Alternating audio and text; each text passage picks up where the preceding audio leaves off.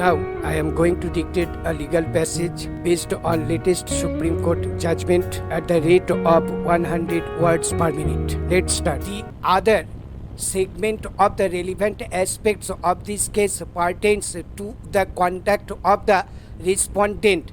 In this regard, a few noticeable facts and factors against him could be summarized thus.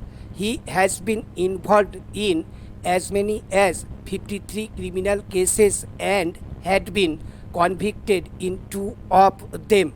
There had been several allegations against him of threatening the investigating officers and public servants from time to time.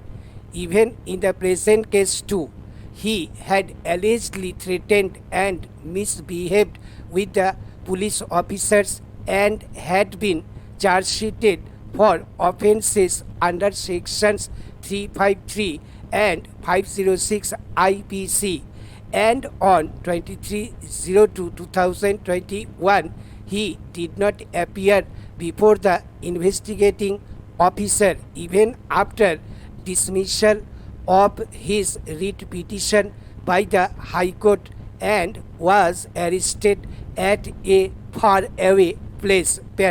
These facts and factors prima facie give rise to the question as to whether the respondent was entitled to be granted the indulgence of bail.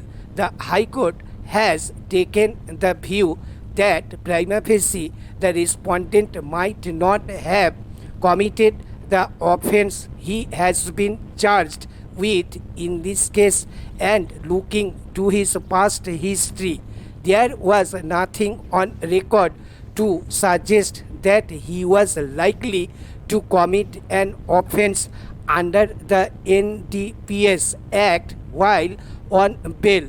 The High Court has, in the totality of circumstances, taken the view that the respondent was entitled for bail on stringent conditions and has imposed additional conditions as noticed herein before.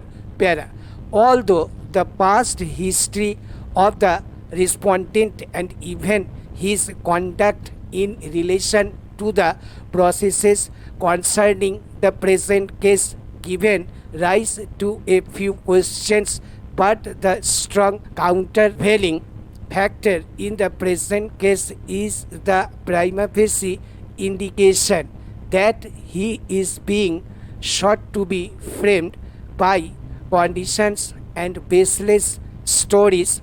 Another factor noticeable is that the respondent has not been involved in any NDPS Act case or any akin offence in the past. Interestingly, it is noticed from the material placed on record that nothing of any contraband article has been recovered from the respondent or from any place under his exclusive control. This factor further adds on to the doubt as to whether the respondent had at all been indulgent in narcotics or any contraband. That being the position, the view as taken by the High Court cannot be said to be an altogether unacceptable or impossible view of the matter.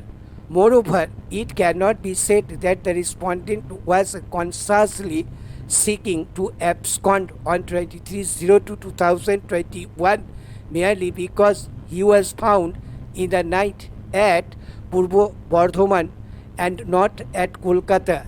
In any case, the aspect relating to tendency to flee has been duly taken care of with the conditions as imposed by the High Court. The other submissions with reference to the decision in the case of Prashanto Kumar Sarkar within bracket Supra hardly make out a case for interference, particularly looking to the nature of evidence sought to be adduced by the prosecution against the respondent.